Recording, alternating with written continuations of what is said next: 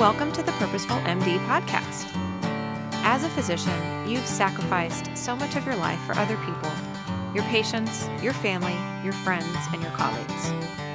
What would it feel like to spend time doing what you enjoy and to live without guilt? I'm your host, Dr. Laura Sutton, a family physician, certified coach, and business owner. If you're a medical professional on a journey towards your most purposeful life, a life with more time and energy, and ultimately more joy, then this is the podcast for you. While I am a physician, the information presented in this podcast is for educational purposes only and should not be considered medical advice. It is not a substitute for professional medical advice, diagnosis, or treatment. Please consult with your own healthcare provider before making any significant changes to your lifestyle or routine. By listening to this podcast, you are not creating a physician-patient relationship. Welcome to the Purposeful MD podcast. So excited to have our guest today, Dr. Michelle Quirk. Dr. Quirk and I met, probably 2 or 3 years ago at the ACE conference in San Antonio, and have gotten connected in other areas, conferences and other groups, and just enjoy each other's company, enjoy talking about running. And I worked with her for a little while before I was sidelined with some injuries. So I'm so happy to have you and to talk to you. So tell us a little bit about you. Well, thank you for having me. That's right. I was trying to think back to when we met, and that's already been a couple of years. Yeah. Yeah, so I'm a pediatrician in Philadelphia, and then I am a run coach. And I started coaching about 5 years ago and founded Mindful Marathon, which is my run coaching business. And yeah, I could talk about running all day long, but tell me what would be most helpful Yeah. for your audience. Yeah. I mean, let's talk about, I want to talk about running for sure. I want to talk about how you got into it. I know a little bit about your story, but love our listeners to hear it. And then also, I know in our world, we talk and we work with a lot of physicians who are doing other things outside of medicine. And I think, medicine is fulfilling in a lot of ways. And then our other hats are very fulfilling too. So I'd love to hear kind of how you balance that and how it's evolved for you over time. So yeah, all of those things, wherever you would like to start. Yeah. Well, maybe I'll start with running in general. So I was not always a runner, and I kind of started and stopped a lot of times, but I got more consistent with it after my residency. So I think some time opened up, first of all, after that. But Yeah. I went through a fairly tough time, like new job, newly married, moved to a new place. My dad was diagnosed with lung cancer and had like quite a quick slope downward and ended up passing away like a couple of months after diagnosis.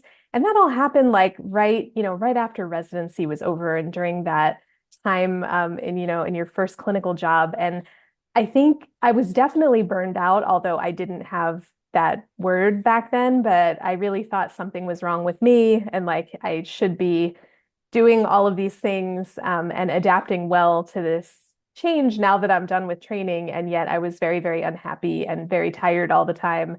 And I just did not know what way was up. And so I had sort of a moment like talking to a patient and their family in the ER one night. Like I was telling them, encouraging exercise and healthy habits and good nutrition and all of those things. And I just had this moment like in the back of my mind, like, you're telling them this, but you're not doing any of these things for yourself.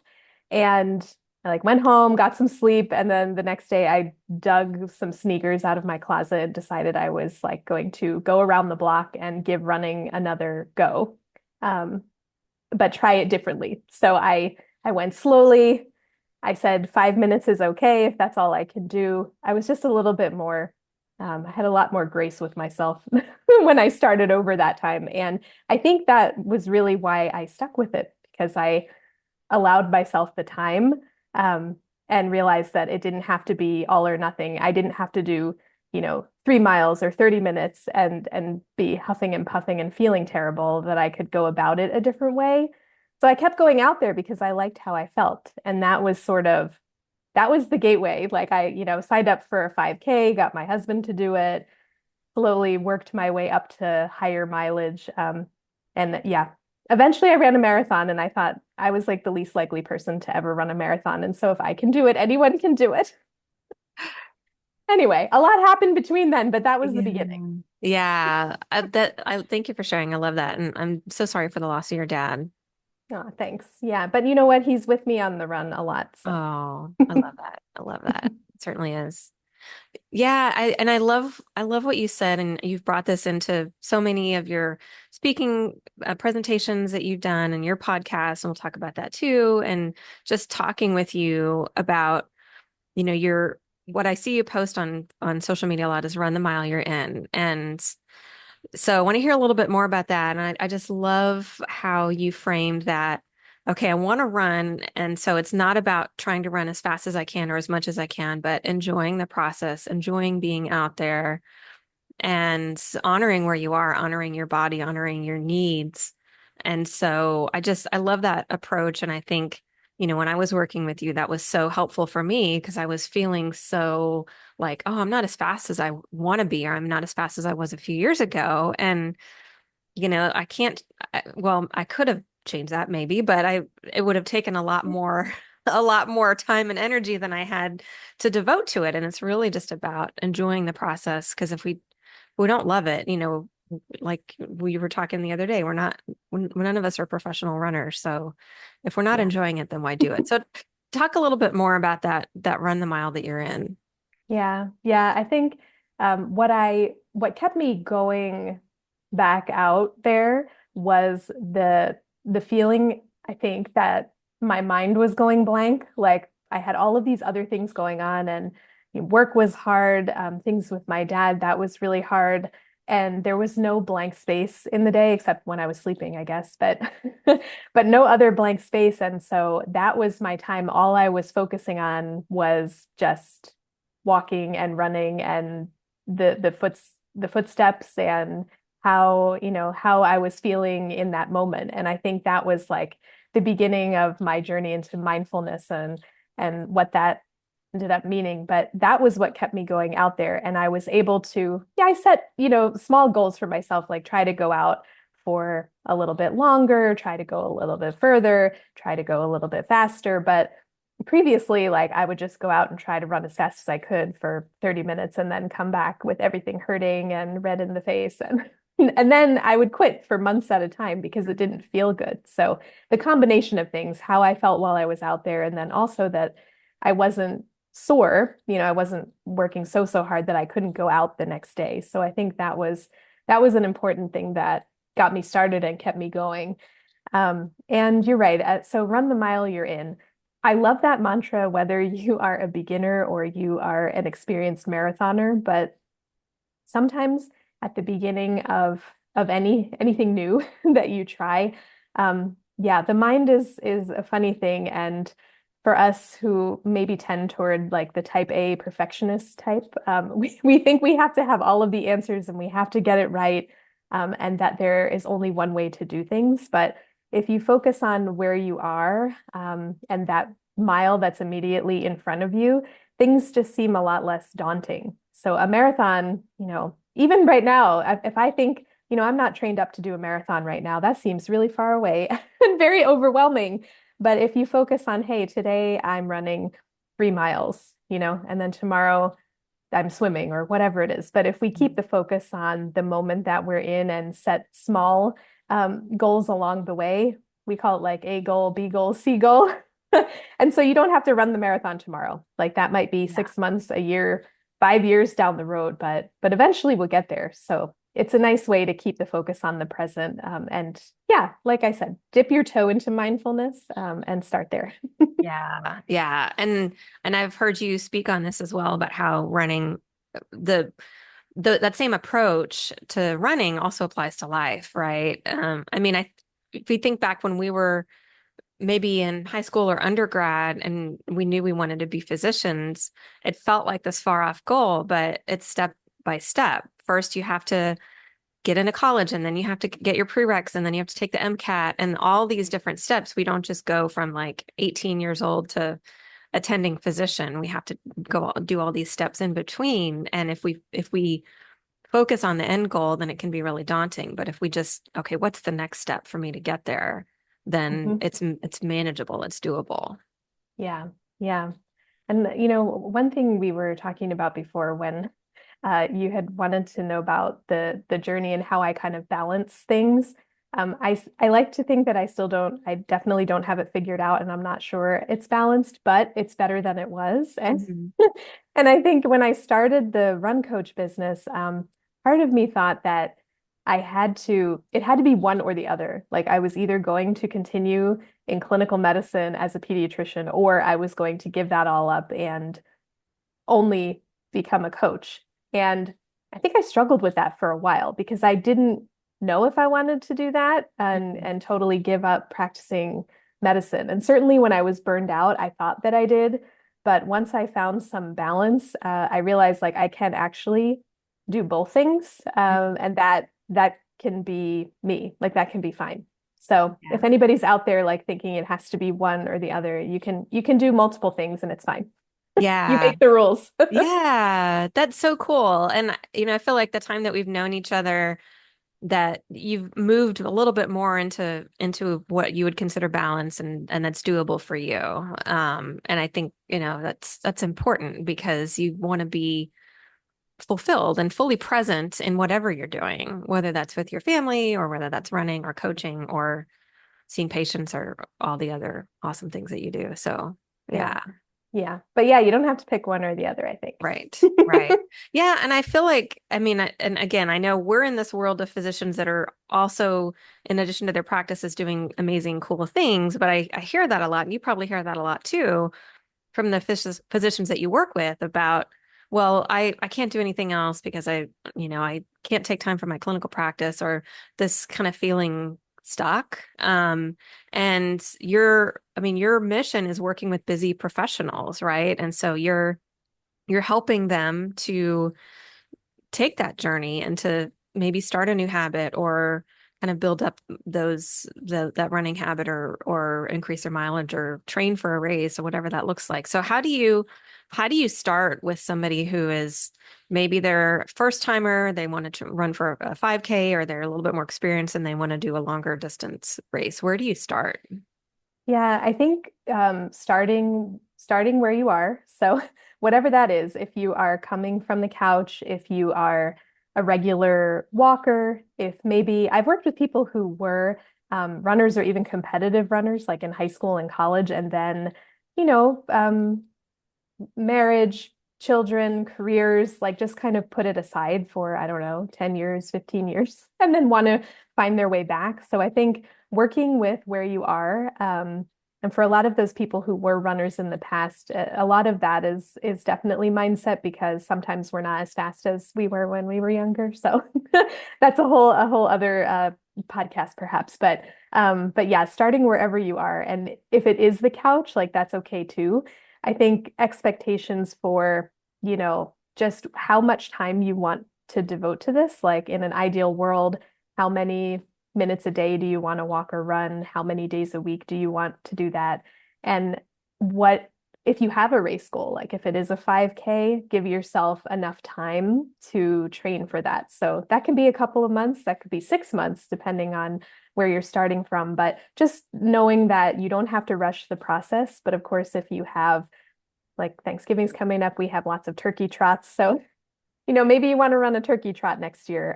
But start thinking about that now, maybe for next year, and work toward that. But we can pretty much start with any parameters. I like to say, like, you give me the variables and we'll work with what we can. Pretty much, I can write a training plan with almost anything. Now, if you want to Yeah. run a marathon and only want to run one day a week, then probably not. But aside from that, we can work with almost anything. Yeah. I love that, and I think that's so special what you said about you ask the person how much time do you have to devote rather than like, okay, well, you want to run a 5K, here's how much you need to do.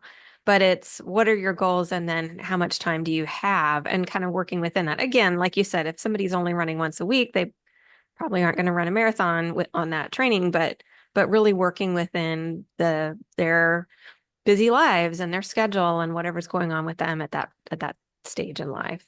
Yeah. And we try to work in other sports too. Like I have lots of people who like their Peloton bike or they're triathletes and they like swimming as well. And so we try to balance in the cross training and you don't have to just all of a sudden become only a runner. So Yeah. we try. Yeah. Yeah. So you mentioned the mindset, and I mean, we talk about that a lot on this podcast. So I would like to get into that a little bit. So say a little bit about how you how you bring that into your coaching.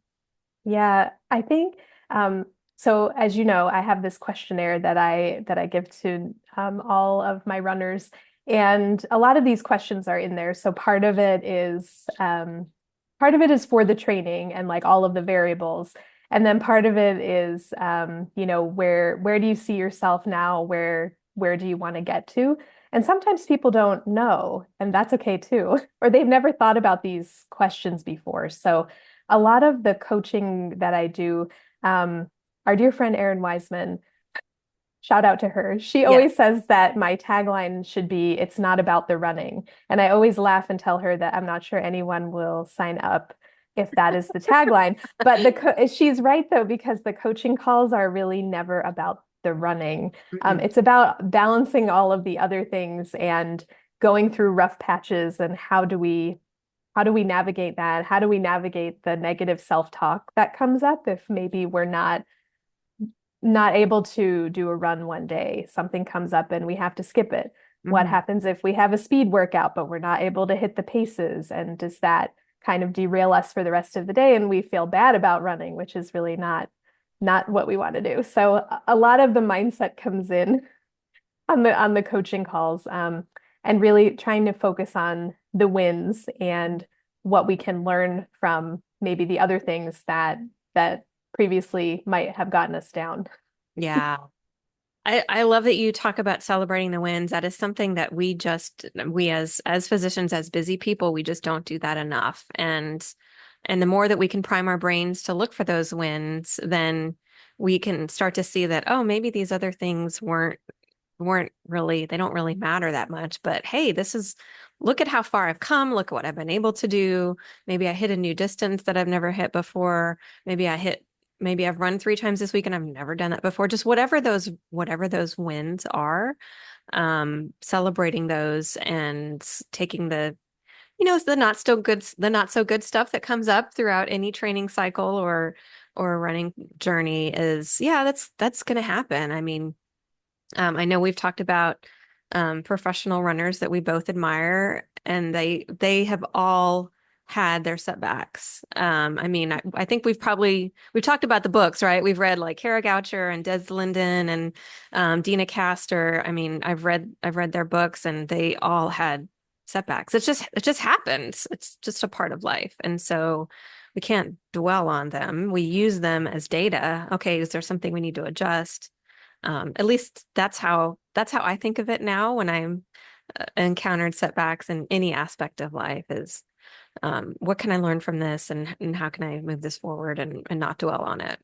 Yeah. Yeah, I love all of the professional runner books because you read it and you just think like, well, their mindset is even though there's no way I would ever be as fast as they are and run the amount of mileage that they run, but their mindset hurdles are the same as mine and the same as many of us, which is very funny, but it just shows us how much we are very similar. Yeah, yeah. I mean, they just have bigger problems because they're on a bigger stage, right? The Yeah. pressure is more, they're getting paid for They're this. getting paid to do it. Yeah. Yeah. Yeah, yeah, yeah. Yeah. And they have access to tools and resources that we just don't have because we're not doing it professionally. Yeah. But I yeah, really loved Des Linden's book and how it was written almost by the mile of the Boston yes. Marathon. Like I loved that approach and she was kind of going forward in the moment of the race and then looking back on things in opposite chapters. So anyway, it's a great book. Yeah, yeah, definitely recommend. Neither of us have any affiliation with Des. No, We but we just love really her. admire her. But yes, I mean, I remember thinking about you when I was reading that book because she talks about her journey at the beginning, and like each mile has a kind of a different theme. Mhm. And especially since I've never run a full marathon. But what I know from people like you that have, and my sister-in-law has run Boston, and just the mental fatigue and the mental challenges, I imagine. Yeah, yeah. It's just a far way to go. I mean, it's a Yeah. far way to drive, let alone run. Yes. So Exactly. Exactly. I don't want to drive 26 miles. Yeah. yeah, yeah. But it's absolutely worth it. I think, in the right season of life. It's not always right at this moment, but yeah, it's Yeah. there if anybody wants to. Yeah. It's an option. Are It's you an training option. for anything right now? Actually, no, no, I'm in my own little season of rest here. Oh, We do have a turkey trot on the calendar for Thanksgiving, a 5K with my family. But that will be for fun, not racing. Yeah, but I just finished a couple of weeks ago. I ran a challenge with my niece in Disney World. So we did like a mm, 10K and then a half marathon. So I took some time off after that to rest, and yeah. I'm running a few times a week, easy miles, but nothing on the calendar yet. But I'm sure something will materialize for spring. Yeah. Congrats on that challenge. Oh, That's thanks. awesome. So it was the 10K and then the half marathon the next day? Yeah, yeah. Oh my So goodness. yeah, they have these fun like themes, and in November they do this called the Wine and Dine Challenge. But I have no affiliation with Run Disney either, but they're really fun. Yeah, we've talked about them before too. I know you love to run in the Disney parks, and so yeah. Yeah, but it was really fun getting to run it with my niece. And that was her first 10K and her first half marathon. So Goodness. she trained for it and undertook quite a challenge for her first one. So, but she's That's definitely cool. hooked. And how old is she? She's 14. Oh, awesome. Yeah, Yeah, you got her soon to hooked. be That's so 15, but cool. yeah.